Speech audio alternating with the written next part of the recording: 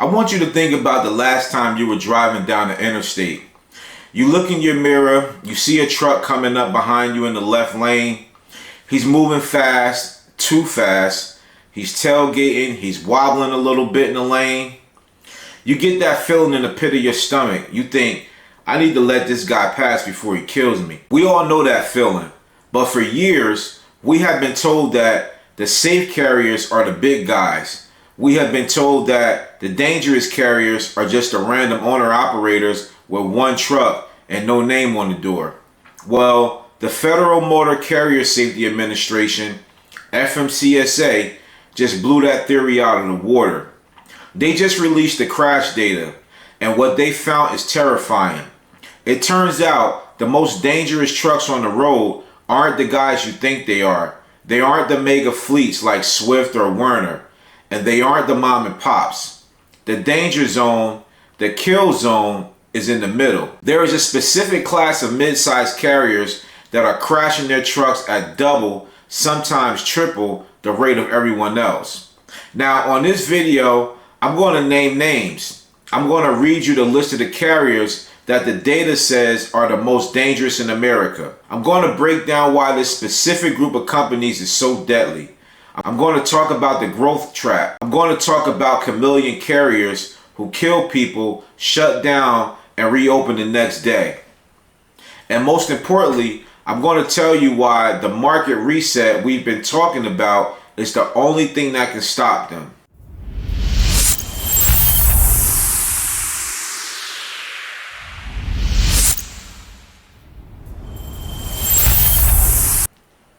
Welcome back to the channel. I'm Marcellus with Trucking with MBR. I talked about the purge of illegal drivers in Mississippi. I talked about the shutdown of CDL schools in New York. I talked about the bankruptcy of carriers in Laredo. But why does all that matter? Why do I keep harping on regulations and safety? Because people are dying. This isn't just about freight rates. This is about families who don't make it home. FreightWaves just did a deep dive into the FMCSA's crash records. They analyzed the crash rate per driver, and the results are shocking. Let's look at the baseline first. If you look at the massive mega fleets, companies with thousands of trucks, their crash rate usually hovers around 5% or 6%. That means for every 100 drivers, maybe 5 or 6 will have a reportable crash in a year. That's not great, but it's the industry average. Now, let's look at the mid-size carriers. These are companies with 250 to 500 drivers. This is the danger zone. In this category, the crash rates don't just creep up, they skyrocket. We are seeing rates over 9%, 10%, even 11%. Who are they? According to the FMCSA data analyzed by FreightWaves, here are some of the carriers with the most concerning numbers. Number 1, AD Express Trucking LLC. Based on the data, they have a crash rate of 11.87%. That's nearly 12%. That means if you see 10 trucks from this company, statistically, at least one of them has been in a crash recently. They had 33 crashes year to date, including 1 fatality. Number 2, Hogan Truck Leasing, a well-known name. Their rate, 9.85%, 32 crashes and 1 fatality. Number 3, HMD Trucking, also sitting at 9.85%. Number 4, Nova Lines, they're sitting at 8.79%. And number 5 is Martin Express, they're sitting at 8.63%. Now I want to be fair. Crash data is complicated. Sometimes you get hit and it's not your fault. But when you see numbers like 11.87%, that is double the rate of the big guys. That is not bad luck. That is a pattern. So the big question is, why? Why is a company with 300 trucks so much more dangerous than a company with 3,000 trucks? It comes down to what I call the uncanny valley of safety. If you were a small mom and pop with 5 trucks, you watch those trucks like a hawk. You know your drivers by name. You inspect the tires yourself. You are personally involved, so you are safe. If you are a giant like Knight, Swift, You have a corporate safety department with 50 people. You have AI cameras in every cab.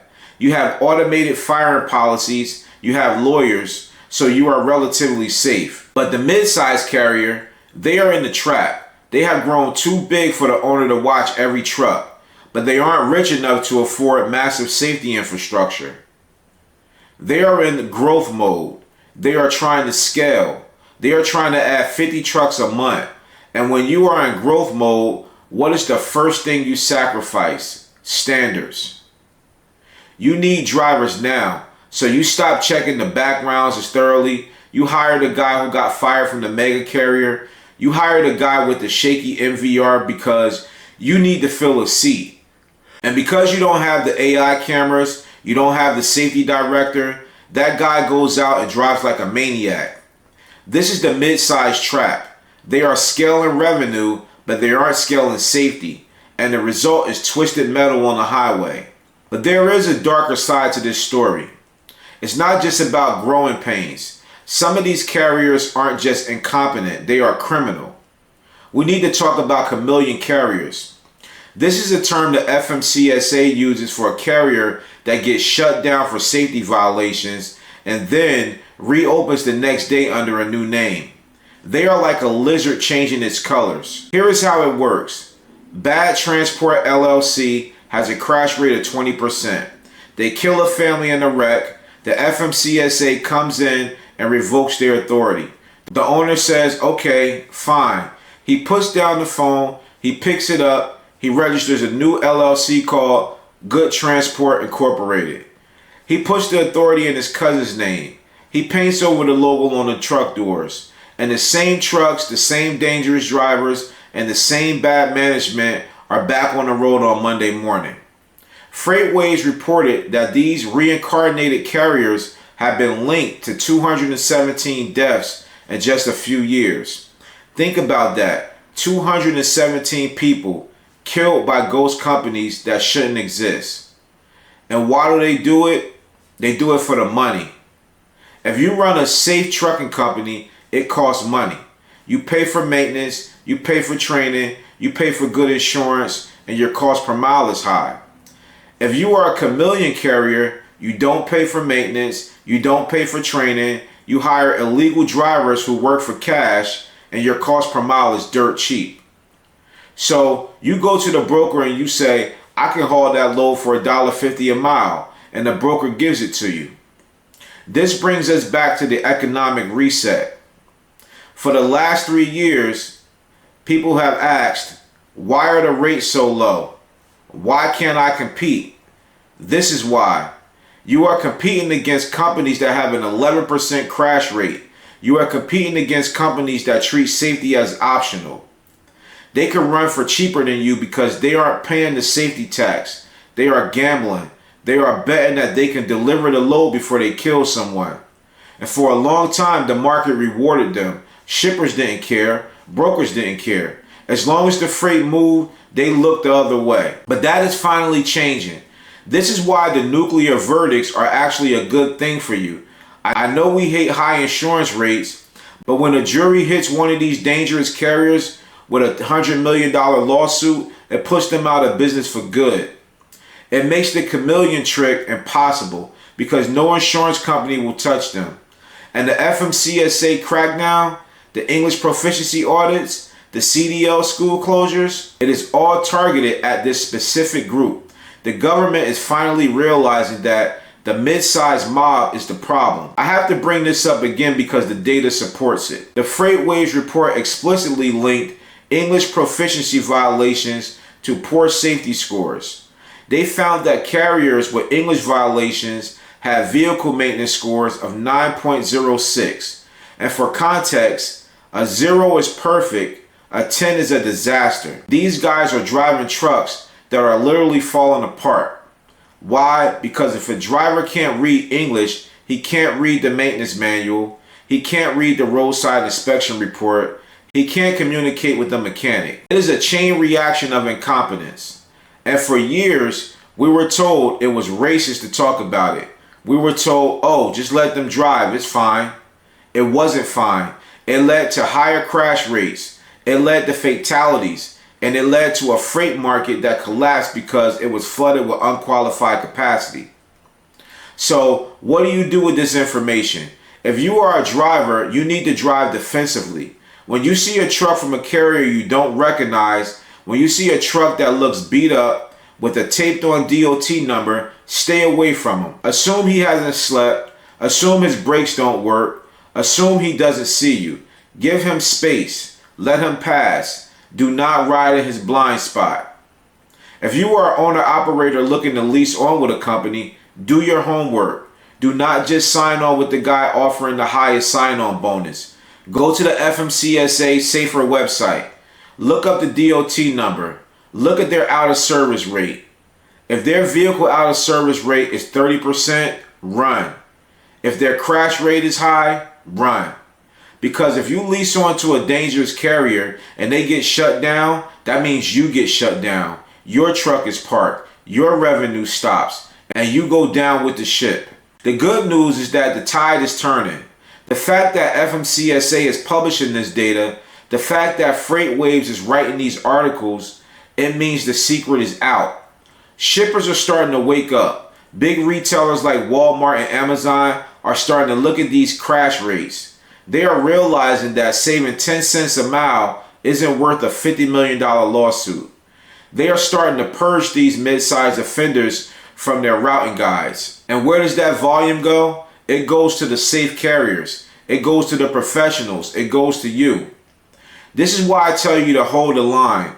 The trash is taking itself out. The dangerous carriers are crashing and burning, literally and financially.